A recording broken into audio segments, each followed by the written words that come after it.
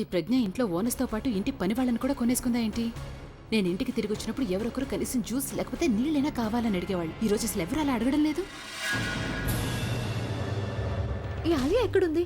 నేను తనకి బుల్బుల్ ప్రవీణ్ల పెళ్లి గురించి వెంటనే చెప్పేయాలి. దీని గురించి తను విన్నాక ఎలా రియాక్ట్ అవుతుందో ఏంటో తెలియడం లేదు.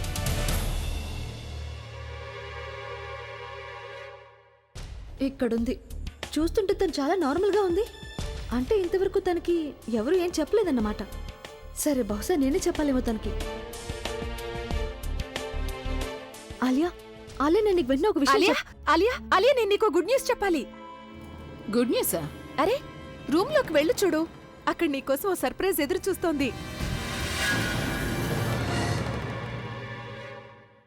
తను ఇలా ఎందుకు రియాక్ట్ అవుతుంది? మళ్ళీ తను ఎలాంటి గందరగోళం చేయలేదు కదా? దాన్ని వైశాలి వదిన గుడ్ న్యూస్ అని చెప్పడం లేదు కదా? ఈ తను నిజంగా టోటల్గా వేస్ట్. తను ఇప్పుడు ఏం చేసిందో ఏంటో, దాన్ని నేనే హ్యాండిల్ చేయాలి. ఏంటి ఆలోచిస్తున్నావు? అరే ఏంటా సర్ప్రైజ్? ఏ రూమ్ లో ఉందా సర్ప్రైజ్? అది చెప్పండి. అభి రూమ్ లో ఉందా ఆలియా? నువ్వు ముందెళ్ళు ఒకసారి చూడు, నీకు చాలా మజాగా ఉంటుంది. అన్నయ్య రూమ్లోనా? ఒకవేళ ఆ ప్రజ్ఞ అన్నయ్యనేవి చేయలేదు కదా? ఇప్పుడు నేనే స్వయంగా వెళ్ళి చూడాల్సి ఉంటుంది. ఆలియా, ఇంతకీ బావగారు నీతో ఏమన్నారు? ఆయనకి నీ మీద అనుమానం అయితే రాలేదుగా? అరే నువ్వు నా టాలెంట్ని అనుమానిస్తున్నావా? నేను ఎంతో మంచి స్టోరీ చెప్పిన తర్వాత కూడా నమ్మకుండా ఎలా ఉంటాడు? తను నేను చెప్పినవన్నీ నమ్మేశాడు. ఇక కథ చెప్పేవాడు నాలాగా యాక్టర్ అయ్యాడనుకో, విని వాళ్ళ కళ్ళల్లో నీళ్లు రావాల్సిందే. చాలా చాలా ఆపు, లేకపోతే నాకు కన్నీళ్ళు వస్తాయి. అరే బుల్బుల్, ఆయన నిజంగా ప్రవీణ్ మాటల్ని నమ్మారా లేదా అనేది ఆయన ముందుకొచ్చిన తర్వాత తెలుస్తుంది. చూడు, ఒకవేళ ఆయన సైలెంట్ గా ఉన్నారంటే అప్పుడు ఆయనకి నమ్మకం కలిగిందని. కానీ ఒకవేళ ఆయనకి నమ్మకం కలగలేదంటే ఆయన నా మీద పగ తీర్చుకోవడానికి వస్తారు. పైగా ఇప్పుడు ఈ విషయం ఆలియాకి ఇంకా తెలియదు. అందుకని తనకి ఈ విషయం తెలిసిన తర్వాత తను ఎలా రియాక్ట్ అవుతుందో దాని గురించి మనం ఆలోచించలేము.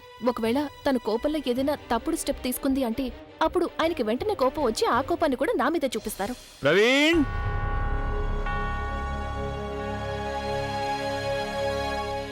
ఓ నో! ప్రవీణ్, రే ప్రవీణ్, ప్రవీణ్. అభి, బావగారు మీరా? ఏ, నేను మిమ్మల్ని కలవడానికి రాకూడదా? కొత్తగా పెళ్ళయింది కదా, అందుకని నేననేది మీరిద్దరూ ఏవైతే రిచువల్స్ చేయాలో అవన్నీ చేసిన తర్వాత నేను... అనయ్య, వైశాలి వదిన చెప్పింది ఏదో సర్ప్రైజ్ ఉంది అని.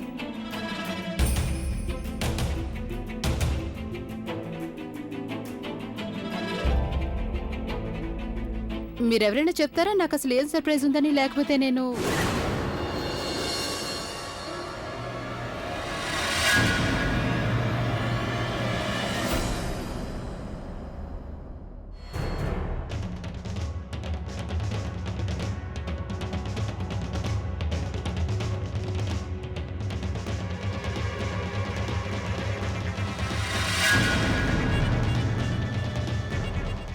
మీరిద్దరూ పెళ్లి చేసేసుకున్నారా? కానీ ఇదెలా సాధ్యం అవుతుంది? ప్రవీణ్ అయితే నేను నేను నేను నేను తన కోసం చాలా పెద్ద ఫంక్షన్ ఏర్పాటు చేయాలనుకున్నాను కదా తన పెళ్లి కోసం. మరి ఇలా ఎలా మీరిద్దరూ పెళ్లి చేసుకుంటారు? ఇదేమైనా జోక్? అనయ్య, ఐ మీన్ దీన్ని పెళ్ళని ఎవరైనా ఎలా అనుకుంటారు? నుదుటిని సింధూరం దిద్దగానే, అలాగే మెళ్ళో మంగళసూత్రం వేసేగానే ఎవరికైనా పెళ్లి అయిపోయినట్టు కాదు కదా. ఐ మీన్ పెళ్లిలా ఎలా? మీకు తెలుసు కదా, అది మనమందరం డిసైడ్ అయ్యాం కదా చాలా గ్రాండ్ గా వీళ్ళిద్దరికి పెళ్లి జరిపించాలని. Wait a second Praveen, I know you are kidding right? నువ్వు చెప్పు, నిజం చెప్పు, నువ్వు జోక్ చేస్తున్నావు కదా నాతో? ఆలియా, ఇది జోకేం కాదు. మా ఇద్దరికి నిజంగానే పెళ్లి జరిగింది. We're married now. కానీ అలా ఎలా పెళ్లి చేసుకుంటారు? మీరు కనీసం డేట్ చూసుకోలేదు, అలాగే ముహూర్తం చూసుకోలేదు, ఎలాంటి సెలబ్రేషన్స్ లేదు, ఇంట్లో వాళ్ళు ఎవరు లేరు, పెళ్లి ఎలా చేసుకుంటారు? దీన్ని అసలు పెళ్ళంటారా? ఇది నిజం కానే కాదు, వీళ్ళు తమాషా చేస్తున్నారు కదా. వీళ్ళు... నాకు తెలుసు ప్రవీణ్ నీ ఫ్రెండ్, అందుకని నీకు చాలా బాధగా అనిపిస్తోంది. తన పెళ్లి గురించి తను నీకు ఒక్క మాట కూడా చెప్పలేదని. నిజం చెప్పాలంటే వీళ్ళిద్దరూ నీకు మాత్రమే కాదు, దీని గురించి మనలో ఎవ్వరికి కూడా ఒక్క మాట చెప్పలేదు. So that was the surprise. ఇక ఇందులో తప్పు వీళ్ళిద్దరిది మాత్రమే కాదు, ఇందులో తప్పు ఎవరిదన్నా ఉందంటే అది కేవలం ఈ లేడీ ముగింపోదే.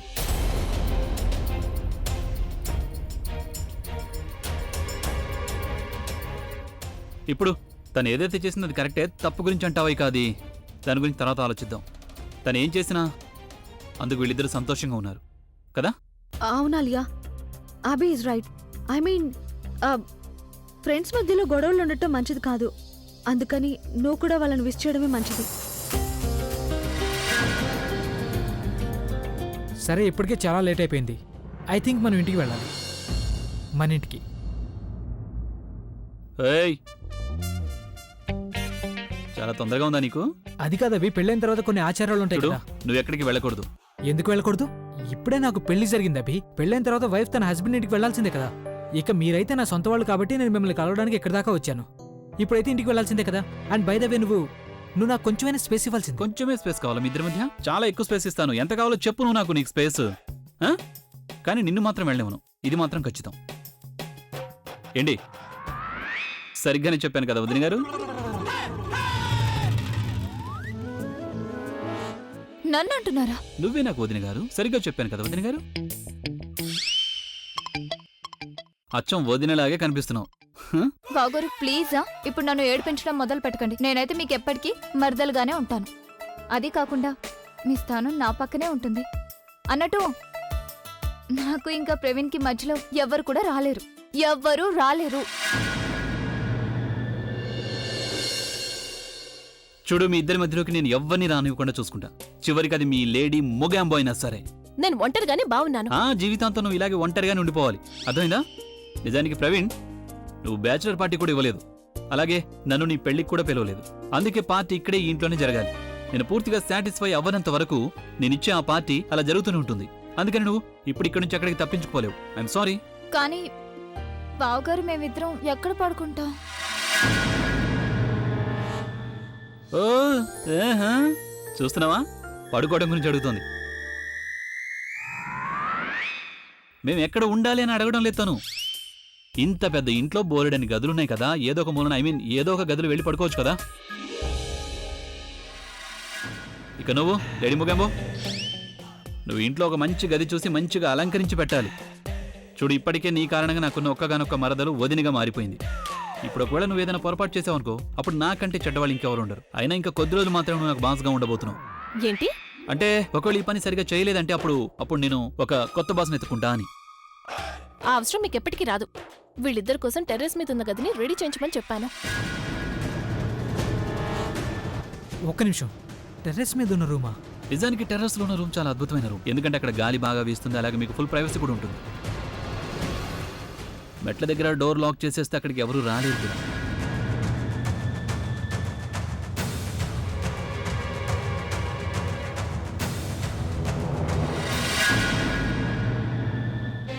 ఆలియా, నేను చెప్పేది విను.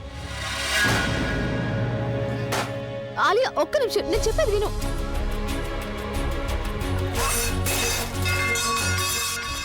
ఆలియా, ఏం చేస్తున్నావు నువ్వు?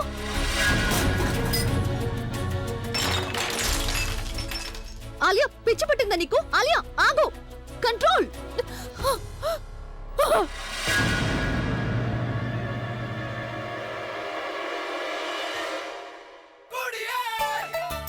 ఇంతకీ నా వెడ్డింగ్ గిఫ్ట్ ఎక్కడుంది? నేనేమైనా కలగన్నా మీరిద్దరు దొంగతనంగా పెళ్లి చేసుకుంటారని మీకోసం గిఫ్ట్ రెడీగా పెట్టడానికి? బావగారు ప్లీజ్, నాకు గిఫ్ట్ కావాలంటే కావాలి. ఇప్పటికే చాలా టైం అయిపోయింది. ఈ పార్టీకి గిఫ్ట్ తీసుకుని రావచ్చుగా. తీసుకొచ్చి ఉండొచ్చు, కానీ మీరిద్దరు ఇలా దొంగతనంగా పెళ్లి చేసుకున్నందుకు మీకు కొంచెమన్నా శిక్ష వేసి తీరాలి. అందుకని నో గిఫ్ట్. ఓహో బావగారు ప్లీజ్, మీకు ఒకవేళ గిఫ్ట్ ఇవ్వాలని లేకపోతే ఇవ్వకండి. ఇలా ఎందుకు చెప్పడం?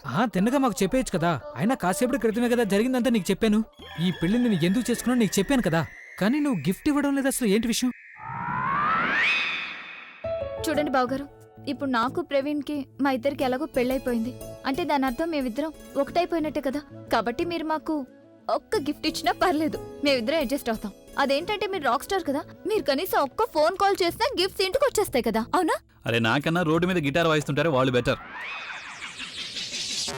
కనీసం వాళ్ళ దగ్గర ఎంతో కొంత డబ్బన్న ఉంటుంది. ఎప్పుడైతే ఈ మొగాంబో నా లైఫ్లోకి ఎంటర్ అయిందో 100 రూపాయల నోట్ కూడా చూడలేదు నేను. అరే, తప్పించిపోతున్నాను నేను గాంధీ గారి మొహం చూడటం కోసం. బట్ డోంట్ వరీ, నేను మీ ఇద్దరికి గిఫ్ట్ ఇస్తాను. అది కూడా ఇవాళ ఇస్తా. మీరిద్దరు ఒక పని చేయండి, అటు తిరగండి ఒకసారి. ఎందుకంటే మీ గిఫ్ట్ కోసం నేను ఈ లేడీ మొగాంబోని కొంచెం టార్చర్ చేయబోతున్నా. అందుకని ఇద్దరి ముందు తనని టార్చర్ చేయలేను, అందుకని మీకు గిఫ్ట్ కావాలంటే అటువైపు తిరగండి కాసేపు. టర్న్. ఒక్క నిమిషం, అంతగా మీరేం చేయబోతున్నారని మమ్మల్ని అటువైపు తిరగమంటున్నారు? మీకు ఇప్పుడు గిఫ్ట్ కావాలా వద్దా? కావాలి. అదైతే అటువైపు తిరగండి. ఓకే? ఓకే.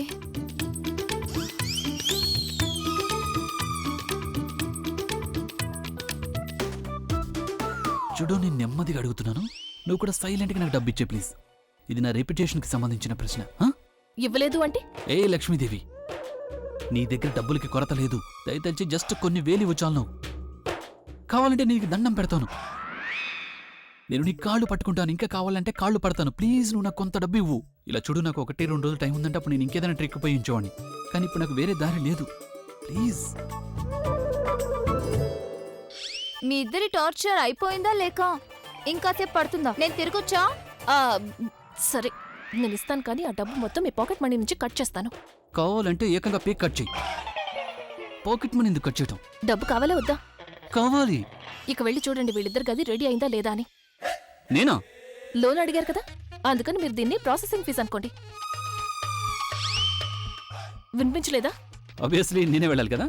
ఒకవేళ నేను నీ మీద నమ్మకంతో ఆ డెకరేషన్ వదిలేసానంటే అప్పుడు ఆ డెకరేషన్ కూడా నీలాగే ఉంటుంది, పూర్తిగా బోరింగ్. చూడు, వీళ్ళిద్దరికి కొత్తగా పెళ్లి జరిగింది, first knight of the newly married couple, అందుకని ఆ రూమ్ సెట్టింగ్ ఏదైతే ఉందో కాస్త రొమాంటిక్గా ఉండి తీరాలి. కరెక్ట్? ఇక రొమాంటిక్ సెట్టింగ్ కోసం కింగ్ ఆఫ్ ద రొమాన్స్ కంటే ఎవరు బాగా చేయగలరు? ప్రవీణ్, నువ్వు ఒక పని చేయి, నువ్వు నాతో పాటు పదా, నీకు ఎక్కడ ఏది కావాలో చెప్తూ కానీ. ఆ సెట్టింగ్ చాలా పర్ఫెక్ట్గా ఉండాలి, ఇలా అప్సెట్టింగ్ ఉండకూడదు. రా.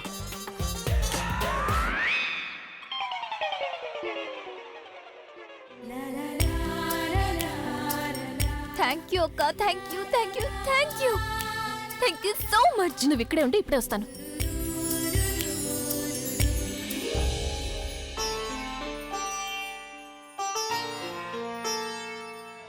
ఎలా ఉంది? చాలా బాగుందక్క, థ్యాంక్ యూ. నాకు ఎక్కువ టైం దొరకలేదు అందుకని, కానీ నేను నీకు మాటిస్తున్నాను, టైం దొరికిన తర్వాత నేను నీకు ఇంతకంటే మంచి బట్టలు ఇస్తాను. థ్యాంక్ యూ సో మచ్ అక్క. బుల్బుల్, ఏమైంది నువ్వు? మరి అమ్మ?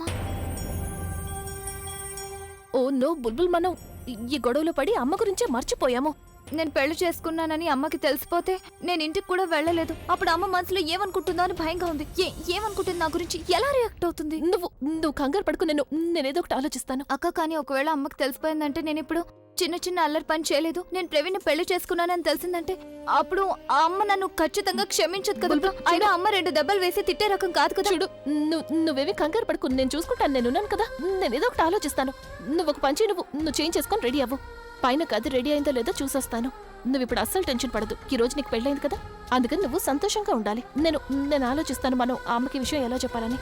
నాకు భయంగా ఉంది. నువ్వు భయపడకు, నేనున్నాను కదా, నువ్వు రెడీ అయిపో.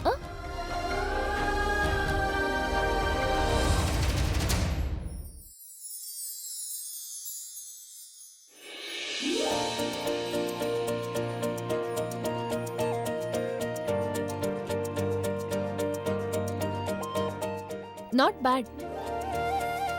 ఒకవేళ ఇంకెవరైనా నాకు చెప్పారంటే అప్పుడు నేను నమ్మకపోవచ్చు, కానీ స్వయంగా నా కళ్ళారా చూసిన తర్వాత నమ్మకం కలిగింది. ఇదంతా ఎక్కడ నేర్చుకున్నారు?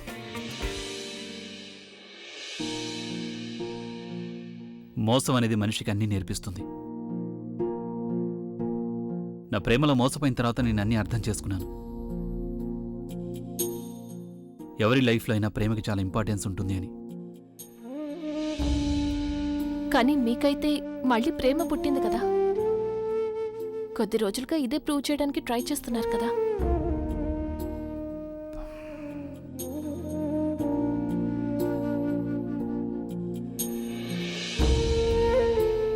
ప్రయత్నిస్తూనే ఉన్నాను, కానీ ఏమీ చేయలేకపోయాను.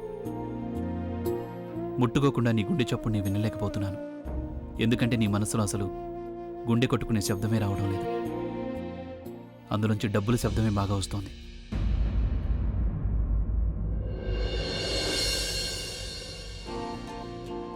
నీకు తెలుసా, నాకు కూడా ఇంతకుముందు డబ్బు కంటే ఇంకేది ఇంపార్టెంట్ అనిపించేది కాదు, కానీ ఇప్పుడు నేను మారిపోయాను. ఇప్పుడు నాకు నా లైఫ్లో అన్నిటికంటే ఇంపార్టెంట్ నా ప్రేమ, కానీ నీకు మాత్రం డబ్బే ఇంపార్టెంట్. మన ఇద్దరికి ఎప్పటికీ మ్యాచ్ కాదేమో, బహుశా మన ఇద్దరం ఒకరినొకరం ఎప్పటికీ ప్రేమించుకోలేమేమో.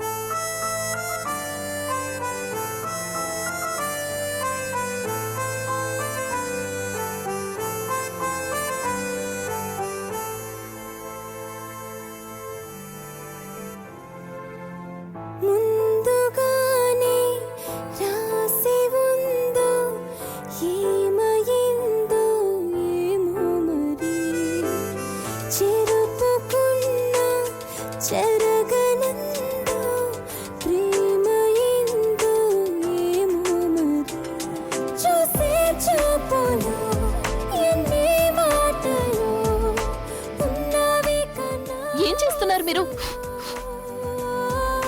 సూటిగా చెప్పేదెలా నీతో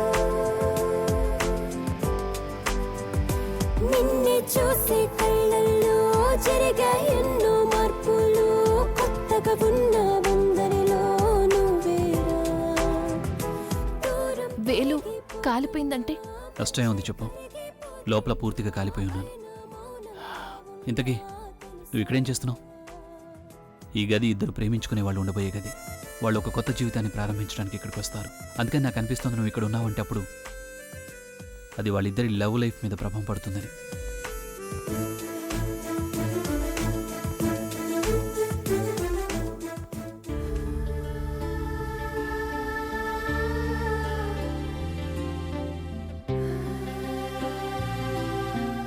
ఇదేంటి నువ్వు ఇలా చేసావు?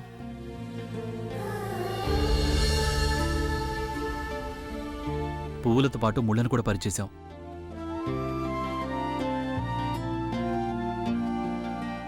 కానీ నిజానికి నువ్వు చేసిన దాంట్లో తప్పు లేదు.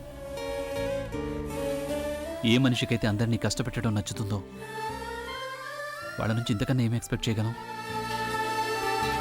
ఏ రోజైతే నీకు పువ్వులకి ముళ్ళకి మధ్య ఉన్న తేడా తెలుస్తుందో ఆ రోజు ఎవరికైనా హెల్ప్ చేసి చూడు. దారి ఇచ్చిపోవాలో నిన్నే అడ్డుకోవాలో నీతో నేను రావాలో చెప్పను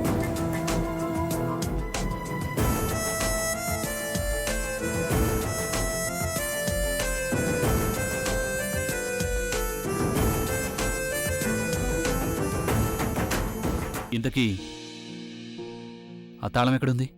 ఏ తాళం అంటున్నారు? ఆ డ్రా తాళం అడుగుతున్నాను. యాక్చువల్లీ నా ఫుగ్గి సామాన్లు కొన్ని అందులో ఉన్నాయి. ఇప్పుడు నేను నా ఫుగ్గిని ఎక్కువగా మిస్ అవుతున్నాను. అందుకని నేను తన సామాన్లతో కాసేపు మాట్లాడాలనుకుంటున్నాను. సరే నేను వాటిని చూసిస్తాను. అభి,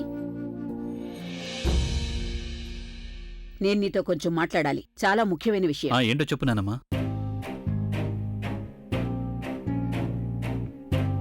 నానమ్మా, తను ఇక్కడ ఉండడం వల్ల ఎలాంటి నష్టం లేదు. నువ్వు అసలు తను ఇక్కడ లేనే లేదు అనుకో. ఇప్పుడు చెప్పు. సరళ గారితో బుల్బుల్ ప్రవీణ్ల పెళ్లి గురించి ఎవరైనా మాట్లాడారా లేదా? నేను ప్రవీణ్ని బుల్బుల్ని కనుక్కొని వస్తాను. అవసరం లేదు. ప్రవీణ్ని బుల్బుల్ని నేను ఆల్రెడీ అడిగాను. వాళ్ళిద్దరూ ఆవిడికి చెప్పలేదు. అలాగే తను కూడా ఖచ్చితంగా ఏం చెప్పుండదు. తనకి వాళ్ళ అమ్మ గురించి ఆలోచన ఉంటే కదా. అంతగా ఆలోచించుంటే అప్పుడు పెళ్లి చేయడానికి ముందు కనీసం ఆవిడని ఒక్క మాటని అడుగుండేది కదా. తనకి ఆలోచన లేకపోవచ్చు, కానీ మనకైతే ఉండాలి కదా. మనం సరళ గారి దగ్గరికి వెంటనే వెళ్ళాలి. ఈ పెళ్లి సంగతి విన్న తర్వాత ఆవిడెలాంటి షాక్కి గురి కావడానికి ముందే ఆవిడ దగ్గరికి స్వయంగా వెళ్ళి దీని గురించి నిదానంగా మాట్లాడాల్సి ఉంటుంది. సరేనేనమ్మా. ఒక్క నిమిషం అభి. ఏంటనమ్మా? నా ఉద్దేశంలో తను కూడా మనతో పాటు వస్తే మంచిది. తనెందుకు? ఎందుకంటే ఈ పెళ్లి ఎవరు చేయించారని సరళ గారు మనల్ని ఖచ్చితంగా అడుగుతారు. అప్పుడు మనం తన్నే కదా చూపించాల్సి ఉంటుంది. అప్పుడు అక్కడ ఏం జరిగినా దాన్ని తనే హ్యాండిల్ చేసుకుంటుంది. నువ్వు చెప్పింది చాలా కరెక్ట్ నానమ్మా. ఎప్పుడు మాట్లాడుతుంటాం ఇష్టం కదా తనకి. ఇప్పుడు అక్కడ ఎలా మాట్లాడుతుందో నాకు చూడాలనిపిస్తుంది. పద, నేను నీకోసం వెయిట్ చేస్తుంటా కింద. పద. జానకి, అదే స్ప్రే తీసుకొనిరా. కాళ్ళు బాగా నొప్పులుగా ఉన్నాయి. కిందటిసారి బుల్బుల్ తీసుకోవడం నేను చూశాను. ఎక్కడుంది తను? అక్క, మీకు తన గురించి బాగా తెలుసు కదా. తన ఇష్ట ప్రకారం ఇంటి నుంచి బయటికెళ్తుంది, అలాగే తన ఇష్ట ప్రకారం ఇంటికి తిరిగి వస్తుంది. నేను ఫోన్ చేస్తాను. అలాగే మీకు ఎలా నచ్చితే అలా చేయండి.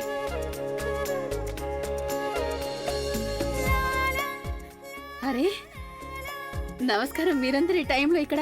అంటే అది చెప్పనే లేదు, కనీసం ఫోన్ అయినా చేయలేదు.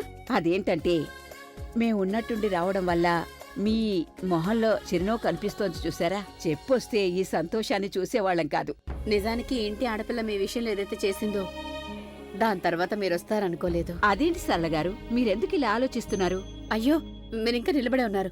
రండి బాబు, కూర్చోండి కూర్చోండి. నమస్కారం అండి. నీళ్లు తీసుకురా. అలాగే ఆ